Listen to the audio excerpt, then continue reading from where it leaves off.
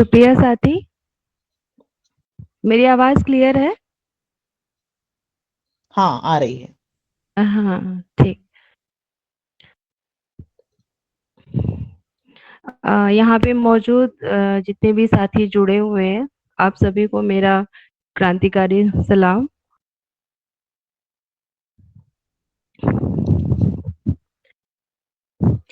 रोज़ा लक्ज़मबर्ग का संघर्षशील जीवन, इस विषय पे मैं अपनी बात रखूँगी।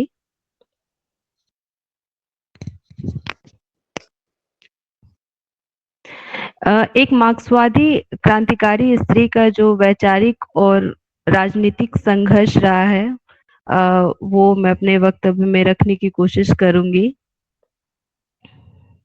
साथियों, आज साम्राज्यवाद और फांसीवादी दौर में रोज़ा और उनके जीवन संघर्ष को याद करने का मतलब है कि उनकी विरासत, जैसे असहमति का साहस, जो कि राज्य, पूंजी और हिंसा के गठजोड़ को उजागर करता है, और साथ ही उनकी चेतावनियाँ क्या थी, उसको आज की स्थिति में हम कैसे सक्रिय रखें, इसको समझने की ज़रूरत है।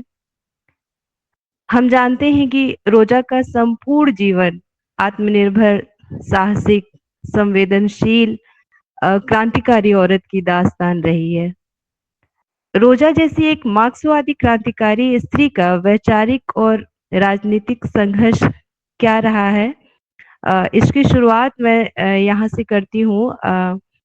19वीं शताब्दी के उत्तरार्ध और 20वीं शताब्दी के आरंभ में जब यूरोप पूंजीवाद, साम्राज्यवाद और युद्धों की आग में झुलस रहा था, तो उस समय रोजा लक्जमबर्ग एक ऐसी क्रांतिकारी आवाज बनकर उभरी, जिन्होंने न केवल साम्राज्यवादी पूंजीवादी व्यवस्था को चुनौती दी, बल्कि समाजवादी आंदोलन के भीतर मौजूद अवसरवाद और संशोधनवाद पर तीखा प्रतिरोध किया। अभी साथी वंदना भी काफी कुछ बातें उन्होंने कही हैं, और इस पर भी उन्होंने ध्यान आकर्षित किया। रोजा लक्जमबर्ग का जीवन केवल एक विचारक का जीवन नहीं था, बल्कि वह संघर्ष, जेल, आंदोलन और शहादत से बुना हुआ जीवन था। रोजा ने मार्क्सवाद को एक सैद्धांतिक ऊंचाई भी दी और उसे सड़क की लड़ाई से जोड़ा।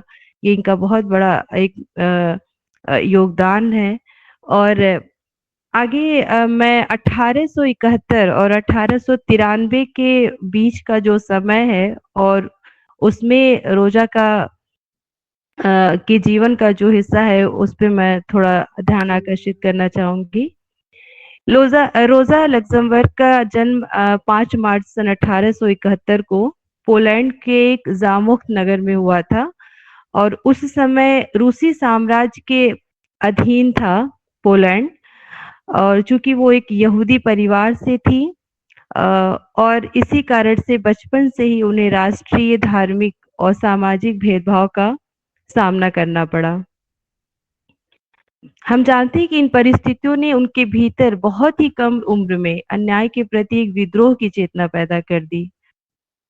रूसी जारशाही शासन की दमनकारी नीतियां और पोलैंड पर साम्राज्यवादी नियंत्रण और यहूदियों के साथ होने वाला उत्पीड़न, इन सब ने उनके राजनीतिक दृष्टिकोण को गहराई से प्रभावित किया।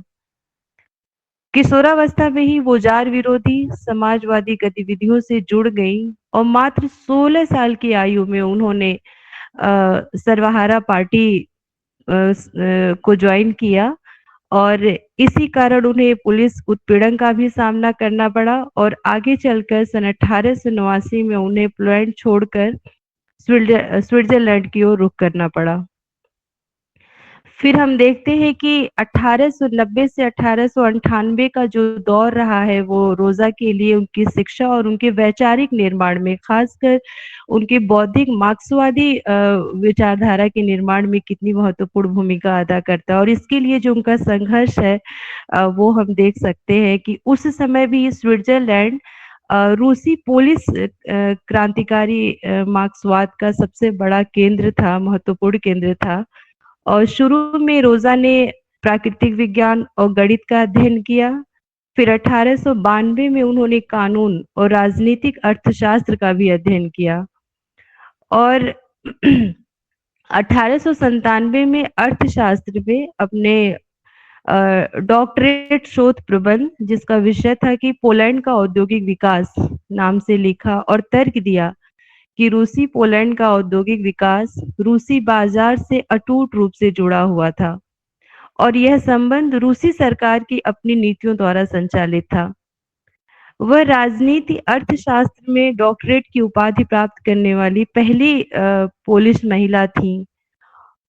ज्यूरिख विश्वविद्यालय से अर्थशास्त्र, कानून और दर्शन में उच्च शिक्षा प्राप्त करना ये अपने आप में ऐतिहासिक था, क्योंकि उस समय यूरोप में उच्च शिक्षा प्राप्त करने वाली स्त्रियां अत्यंत ही कम थीं। फिर हम देखते हैं कि इसी दौर में उन्होंने मार्क्स, एंगल और समाजवादी साहित्य का गहन अध्ययन किया। मार्क्सवाद को उन्होंने किसी जड़ सिद्धांत के रूप में नहीं, बल्कि एक जीवंत क्रांतिकारी पद्धति के रूप में समझा। अभी कॉमरेड वंदना भी बोल रहे थे कि कैसे उन्होंने दास कैपिटल को किस तरह से समझा और उसकी आलोचना भी उन्होंने किस ढंग से की, उसको विकसित करने की दिशा में उसे आगे बढ़ाया। यहीं से उनके जीवन का लक्ष्य स्पष्ट हुआ और वह था मजदूर वर्ग की मुक्ति। अ, फिर हम देखते हैं कि उनका जो पोलैंड और उनका अंतर्राष्ट्रीय समाजवादी संघर्ष था वो किस रूप में हमारे सामने आता है। सन 1893 में उन्होंने लियो जोगी चेस करके उनके एक साथी थे जिसके साथ मिलकर उन्होंने social democracy of the kingdom of Poland and Lithuania की स्थापना की थी और उन्होंने पोलिश राष्ट्रवाद का विरोध किया और बताया कि राष्ट्रवाद मजदूर वर्ग को बांटने का उपकरण है। ये बहुत ही एक जबरदस्त लाइन है मार्क्सवाद के संदर्भ में और उनका मानना था कि मजदूर वर्ग की मुक्ति राष्ट्रीय सीमाओं में नहीं बल्कि अंतर्राष्ट्रीय एकता में संभव है। अपनी इसी समझ के कारण राष्ट्रीयता के प्रश्न पर लेनिन से भी उनकी असहमति रही। रूसी क्रांति में राष्ट्रीयता को महत्व देने का जो विरोध था मैं उसमें बहुत डिटेल में नहीं जाऊंगी, बस थोड़ा सा ये बताती चलूं कि विरोध तो था लेकिन उनके ही घनिष्ठतम जो कॉमरेड क्लारा ने आगे चलकर लेनिन की प्रस्तावना का समर्थन किया। तो इसमें मैं बहुत विस्तार से नहीं जाऊंगी। अब मैं देखती हूँ कि 1898 से और 1914 का जो उनका संघर्ष रहा है, खासकर जर्मनी में जो उनका राजनीतिक संघर्ष रहा है, उसकी तरफ रुख करूंगी। सुधारवाद बनाम क्रांति, उन्होंने बर्नस्टीन के सुधारवादी विचारों का कैसे तीखा विरोध किया और जर्मनी जाकर रोजा social democratic party of Germany यानी कि एसपीडी की प्रमुख विचारक बनी। यह पार्टी उस समय यूरोप की सबसे बड़ी समाजवादी पार्टी थी, किंतु रोजा ने पार्टी के भीतर जो संशोधनवाद का विरोध करती हैं और बर्नस्टीन जैसे विचारक ये मानते थे कि पूंजीवाद को धीरे धीरे सुधारों के माध्यम से समाजवाद में बदला जा सकता है और लेकिन रोजा का कहना था कि रोजा लग्जमबर्ग ने अपनी कृति रिफॉर्म एंड रिवोल्यूशन में इस विचार की आलोचना करते हुए स्पष्ट किया कि सुधार क्रांति का विकल्प नहीं हो सकती है, क्योंकि संसदीय राजनीति से पूंजीवाद का अंत संभव नहीं है और जन आंदोलन और वर्ग संघर्ष ही अनिवार्य है। यह बहस उन्हें जर्मन समाजवाद की सबसे तेज वैचारिक आवाज बनाती है। फिर हम देखते हैं कि 1905 की क्रांति में रोजा का जो संघर्ष या जो उनकी भूमिका रही उसको भी हम थोड़ा संक्षेप में देखेंगे कि जनवरी 1905 में रूसी क्रांति नाटकीय रूप से भड़क उठी और लग्जमबर्ग के विचारों और गतिविधियों पर गहरा प्रभाव पड़ा। रूसी साम्राज्य जिसमें पोलैंड भी शामिल था में फैली जन हड़तालों और किसान विद्रोहों और अन्य विद्रोहों की लहर ने उनकी क्रांतिकारी भविष्यवाणियों की पुष्टि की। उन्होंने तुरंत जर्मन और पोलिश समाजवादी प्रेस के लिए घटनाओं का विश्लेषण करना शुरू कर दिया और अपने लेखों में उन्होंने जन हड़ताल को क्रांति के केंद्रीय हथियार के रूप में सराहा, एक ऐसी कार्रवाई जिसने आर्थिक और राजनीतिक संघर्षों को एकत्रित किया और सर्वहारा वर्ग की वर्ग चेतना को स्वतः ही जगाया। उन्होंने स्वयं क्रांतिकारी कार्रवाई के साथ पिछड़े रूसी श्रमिक वर्ग को अंतर्राष्ट्रीय श्रमिक आंदोलन के अग्रदूत के रूप में देखा। और फिर हम देखते हैं कि इस क्रांति से प्रभावित होकर उन्होंने सर्वहारा वर्ग के सबसे महत्वपूर्ण क्रांतिकारी उपकरण के रूप में जन हड़ताल का सिद्धांत, जिसका जिक्र अभी आया था, मास स्ट्राइक की अवधारणा को विकसित किया। इसमें श्रमिक वर्ग की सहज रचनात्मकता पर जोर दिया गया। इनके अनुसार क्रांति ऊपर से थोपी नहीं जाती है, वह मजदूर वर्ग की स्वतः स्फूर्ति कार्रवाई से जन्म लेती है। यहाँ पर लेनिन से उनकी मतभिन्नता प्रतीत होता है। लेनिन ने ऐसे अवसरों पर सैद्धांतिक तथा व्यवहारिक तौर पर सुसंगठित पार्टी के महत्व को स्थापित करते हैं, ताकि जनता के उभार के दौर को मजदूरों के नेतृत्व में क्रांति की दिशा को संचालित किया जा सके।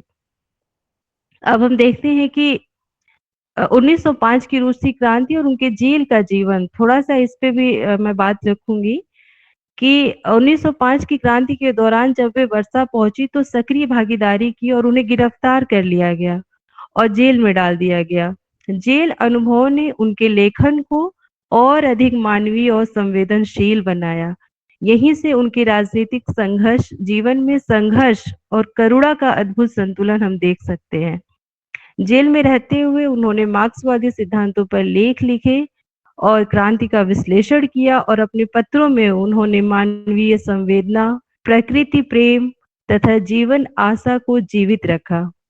और यह सब सिखाता है कि उनका संघर्ष केवल राजनीतिक नहीं, बल्कि मानवीय और नैतिकता से भी परिपूर्ण था। फिर 1914 और 1918 के बीच का जो दौर था, उसमें हम देखते हैं कि कैसे प्रथम विश्व युद्ध का विरोध रोजा के द्वारा किस तरह से किया जाता है। प्रथम विश्व युद्ध के करीब आते ही लक्जमबर्ग में आप करिएगा बस उस समय साम्यवाद विरोधी और साम्राज्यवाद विरोधी विचारों के कारण उनका एसपीडी नेतृत्व से टकराव बढ़ता चला गया और उन्होंने युद्ध के लिए पार्टी के समर्थन की कड़ी निंदा की। 1914 के प्रथम विश्व युद्ध शुरू हुआ और सोशल डेमोक्रेटिक पार्टी की युद्ध के समर्थन में वोट दिया और रोजा लक्जमबर्ग ने इसे मजदूर वर्ग से विश्वासघात कहा। उन्होंने कार्ल लिबनेक्ट के साथ मिलकर स्पार्टा लीग का गठन किया। जेल से प्रतिरोध युद्ध विरोधी गतिविधियों के कारण उन्हें फिर कई बार जेल भी जाना पड़ा और जेल में रहकर ही उन्होंने द जूनियस पैम्फलेट लिखा था, जो उन्होंने युद्ध को पूंजीवादी साम्राज्यवाद का परिणाम बताया।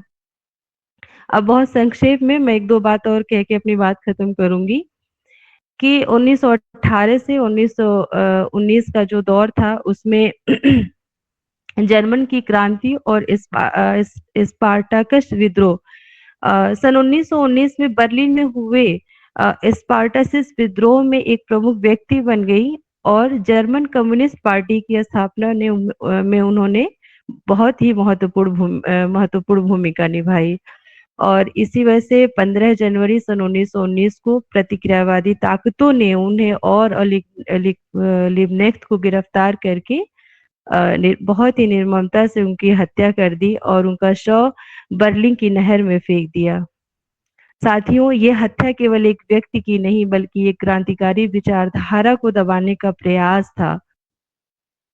और रोजा लक्जमबर्ग, चूंकि वो एक नारीवादी, मैं नहीं कहती हूँ कि वो एक नारीवादी स्त्री थी, या चूंकि उनका जो उद्देश्य था, उनकी जो विचार था वो मजदूर वर्ग के लिए था और उसमें स्त्रियां भी शामिल थी, तो लक्जमबर्ग ने स्वयं को अलग से नारीवादी नहीं कहा, फिर भी उनका जीवन और कार्य मार्क्सवादी नारीवाद के लिए अत्यंत महत्वपूर्ण है और वे पुरुष प्रधान समाजवादी आंदोलन में एक सशक्त स्त्री नेता थी और स्त्री मुक्ति को उन्होंने वर्ग मुक्ति से जोड़ा और बुर्जुआ नारीवाद की सीमाओं को उजागर किया।